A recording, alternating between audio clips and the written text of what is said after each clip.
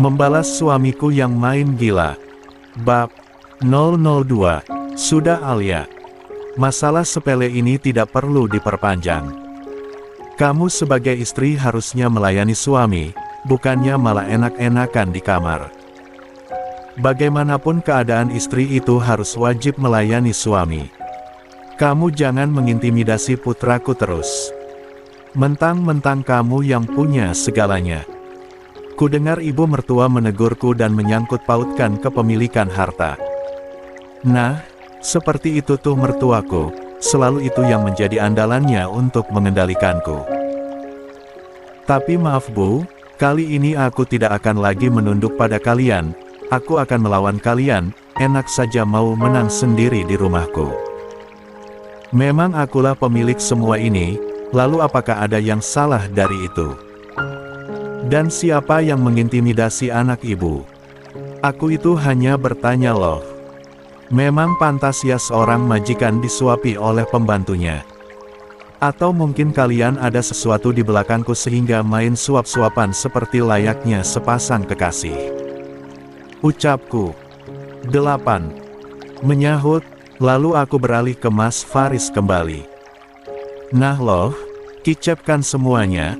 Tidak menyangkakan Alia yang selama ini diam ternyata berani melawan mertua.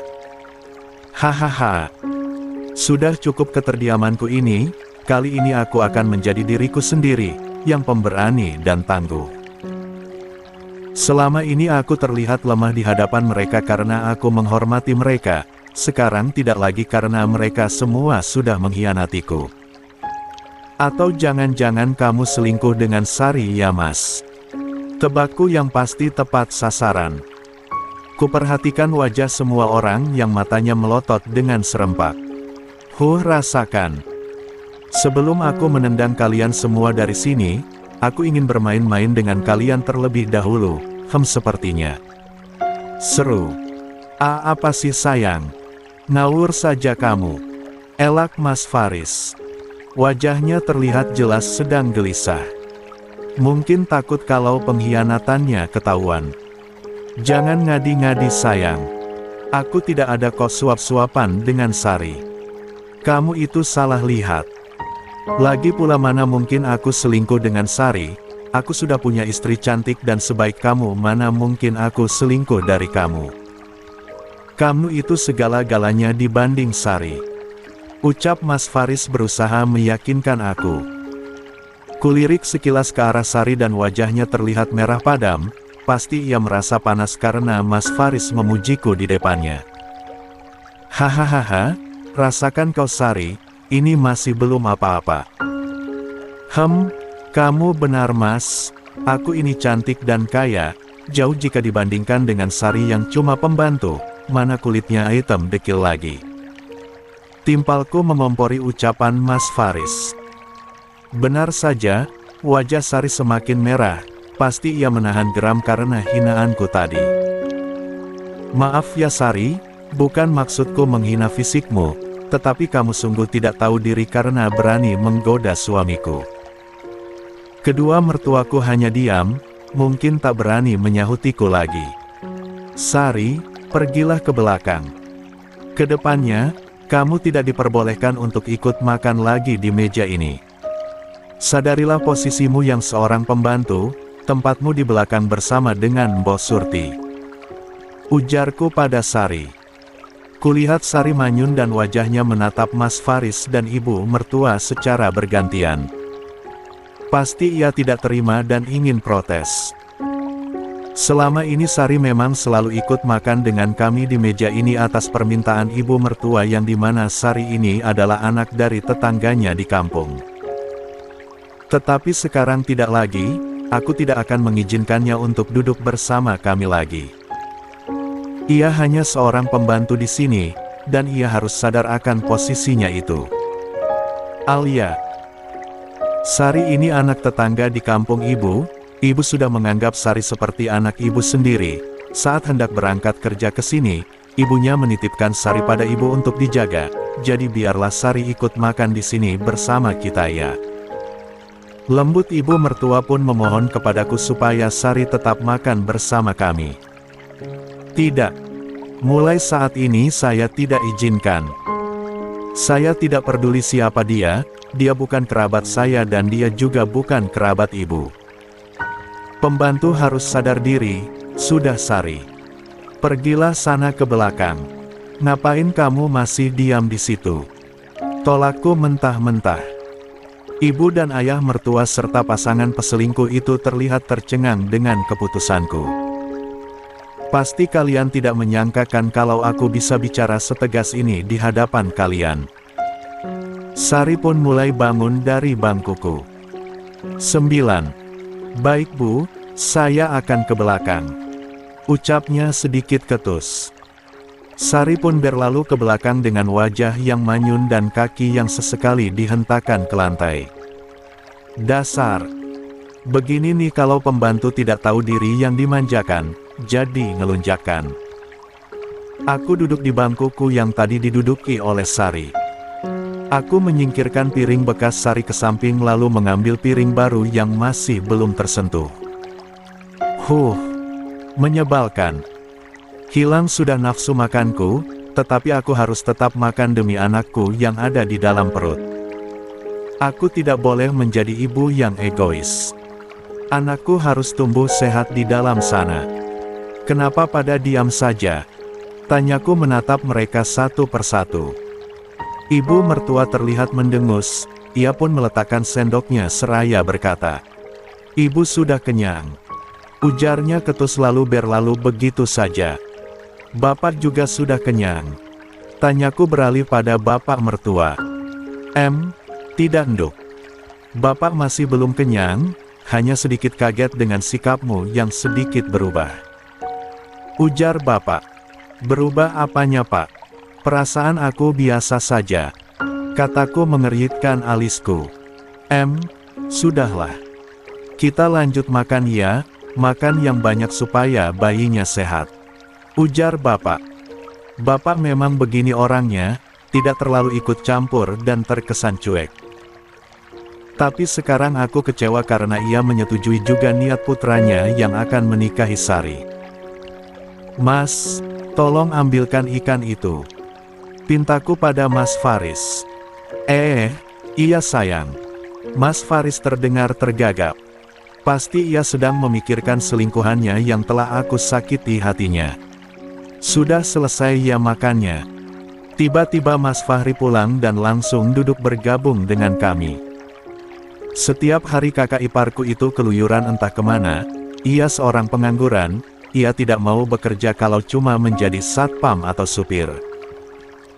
Mas Fahri hanya mau bekerja di kantoran seperti Mas Faris. Tetapi ijazahnya yang cuma tamatan SMP tentu saja langsung aku tolak. Dengan ijazah SMP Mas Fahri hanya bisa menjadi satpam di sana, atau cleaning service. Tapi dengan sombongnya ia tolak mentah-mentah. Jadilah ia menganggur sampai sekarang. Oh ya Faris, Mas minta uang dong, uang 3 juta yang kau berikan kemarin sudah habis. Celetuk Mas Fahri meminta uang ke suamiku, Mas Faris. Tidak boleh. Ucapku keras. Sontak saja semua orang beralih menatapku. Kalau Mas mau uang itu bekerja. Bukan cuma minta saja. Ketusku pada Mas Fahri. Mas Fahri pun terlihat meradang, ia memelototiku. Dipikir aku takut dengannya. Aku pun membalas memelototinya. 10. Mereka kembali tercengang saat aku berani membalas pelototan mata Mas Fahri. Lihatlah, inilah aku yang sebenarnya. Sedari kecil aku sudah dididik menjadi wanita tangguh oleh mama, segala macam ilmu bela diri aku pelajari, dan semua itu didukung penuh oleh papa. Berani kamu melotot padaku? Ujar Mas Fahri dengan mata yang masih melotot. Kenapa tidak berani? Balasku. Aku kakak iparmu. Kamu seharusnya menaruh hormat kepadaku. Ujarnya memandangku sengit. Aku pun mengangkat dagu seolah menantangnya. Buat apa hormat kepada parasit sepertimu? Harusnya kamu sadar diri, kalau mau uang ya kerja. Bukan bisanya cuma minta. Aku bukan parasit. Aku meminta uang pada adikku sendiri. Apa masalahmu? Balas Mas Fahri lagi. Masalahnya yang kamu mintai uang itu suamiku. Aku sebagai istrinya tidak rela kalau ia memberikan uang kepadamu terus-menerus. Seharusnya uang 3 juta itu bisa bertahan sebulan, lah ini baru 2 hari sudah habis. Ketusku. Terserah akulah mau aku apakan uang itu, dan sebelum Faris menjadi suamimu, ia terlebih dahulu sudah menjadi adikku, jadi kamu tidak berhak melarangnya memberikan uangnya kepadaku. Aku ini kakaknya, aku juga berhak atas uang adikku. Ujarnya menggelitik pendengaranku. Tidak salah tuh. Mana ada kakak berhak atas uang adiknya yang sudah menikah? Ajaranem dari mana tuh? Yang berhak itu hanya ibunya, ibu berhak atas separuh uang anaknya itu pun sang anak sudah terlebih dahulu mencukupi kebutuhan istri. Setelah kebutuhan istri sudah terpenuhi, barulah ibu berhak atas uang yang lain dari anaknya. Itu baru benar. Benar-benar ngelawak ini Mas Fahri. Dasar parasit tidak tahu diri. Oh, begitu ya. Kalau begitu bagaimana kalau aku pecat Mas Faris dari perusahaanku? Apakah ia masih bisa memberimu uang? Ancamku lalu melirik Mas Faris. Sontak saja Mas Faris langsung gelagapan, mampus. Takutkan kau Mas Faris, andai aku langsung memecatmu menjadi suamiku, kamu dan keluargamu akan kembali menjadi gembel. Sayang, kok ngomongnya begitu? Aku jangan dilibatkanlah. Ujar Mas Faris menggenggam tanganku. Dasar. Mau menerayuku ya? Oke lah, untuk saat ini aku akan berpura-pura dulu menjadi istrimu yang baik. 11. Mas Fahri diam. Ia pasti syok mendengar aku yang akan memecat adiknya. Kalau aku benar memecat Mas Fahri dari perusahaanku, otomatis ia tidak akan lagi mendapat uang dari suamiku. Hahaha, takutkan loh, makanya kalau miskin itu jangan belagu. Sudah miskin tidak tahu diri pula. Faris, kendalikan istrimu. Kamu ini seorang suami, jangan mau diintimidasi istri. Bagaimanapun kamu juga berhak atas perusahaan itu. Ujar Mas Fahri. Aku tersenyum miring mendengarnya. Mas Fahri, walau Mas Faris ini suamiku, tapi tetap perusahaan adalah milikku, dan itu mutlak. Dan Mas Faris sampai kapanpun tidak akan berhak atas perusahaan itu, karena apa? Karena perusahaan itu masih atas nama papaku. Ujarku tersenyum sinis kepadanya. Terdengar, giginya bergemelutuk, Mas Fahri pasti merasa kesal. Rasakan. Sudah ya sayang. Jangan berdebat terus, kasihan bayi kita. Ujar Mas Faris sambil mengelus perutku. Aku pun beralih menatap suamiku. Abis aku kesel Mas, kakakmu itu minta duit terus. Memang dia pikir duit itu tumbuh dari pohon. Kan kamu harus bekerja seharian bahkan sampai lembur untuk mendapatkan pundi-pundi rupiah itu. Ujarku sok manis di depannya. Tak lupa aku juga mengerucutkan mulutku. Iya sayang iya. Aku memang bersusah payah untuk mendapatkan uang itu. Timpalnya sembari mengusap-usap punggungku. Makanya itu Mas, mulai hari ini aku yang akan mengatur gajimu. Aku akan membatasi uang untuk Mas Fahri. Ujarku melancarkan aksiku. Apa? Ucap Mas Faris, Mas Fahri dan juga Bapak berbarengan. Wah mereka kompak sekali. Dalam hati aku berdecak kagum atas kekompakan bapak dan anak itu. Tidak bisa begitu dong, seru Mas Fahri protes. Iya sayang. Tidak bisa begitu, nanti kamu malah pusing mikirin uang gajiku, biar aku sendiri saja ya yang mengaturnya. Mas Faris berusaha menolak keinginanku yang hendak mengatur keuangannya. Benar, biar Faris sendiri yang mengatur keuangannya, kamu kan pemilik perusahaan, dan uangmu pastilah lebih banyak ketimbang Faris, biar Faris memegang uangnya sendiri, terdengar bapak menimpali. Loh, tumben bapak ikut campur. Biasanya ia cuek sekali. Apa mungkin ini karena aku hendak mengendalikan uang Mas Faris? Sepertinya sifat bapak mertuaku ini sedikit demi sedikit mulai terlihat.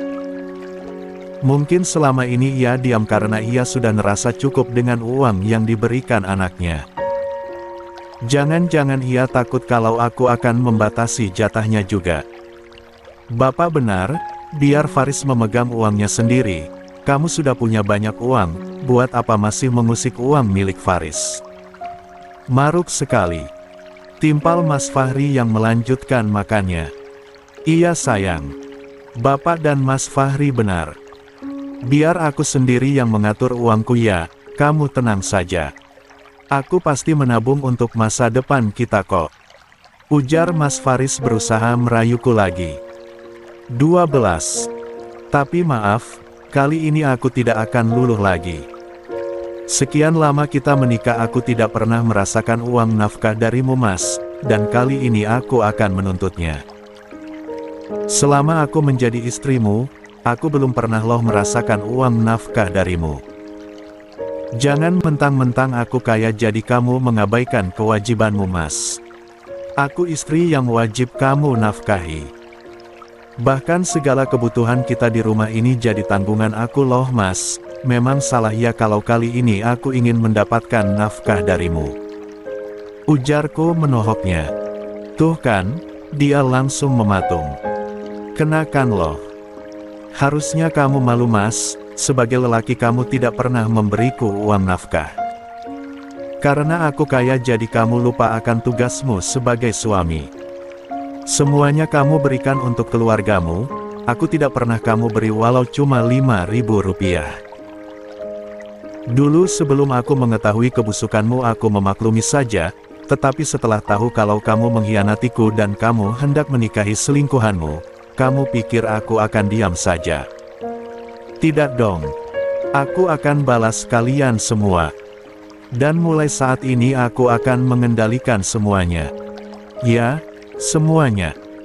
Ya jelas salah, kamu ini sudah punya uang sendiri, ngapain juga masih mengharapkan uang suami? Jangan maruk kamu. Sengit Mas Fahri. Dasar kakak ipar sableng. Apa ia tidak pernah ngaji? Sehingga dasar-dasar rumah tangga saja ia tidak tahu. Mana mengataiku maruk lagi. Soal nafkah, baiklah sayang. Aku akan kasih kamu uang nafkah mulai bulan ini. Tapi tunggu gajian dulu ya. Ujar Mas Faris, suamiku. Aku menggeleng. Aku mau mulai bulan ini, kamu yang mencukupi kebutuhan kita Mas. Dari uang belanja dan bayar art.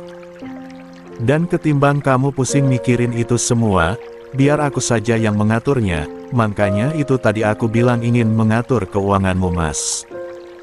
Ujarku. Mas Faris pun salah tingkah mendengarnya. Nah loh, mampus. Jangan mau Faris, istrimu ini gila, ia mata duitan. Sudah punya uang banyak tapi masih mau menguasai uangmu. Sengit Mas Fahri. Ya udah deh, kalau Mas menolak, kamu seperti tidak percaya padaku, padahal aku istrimu loh Mas.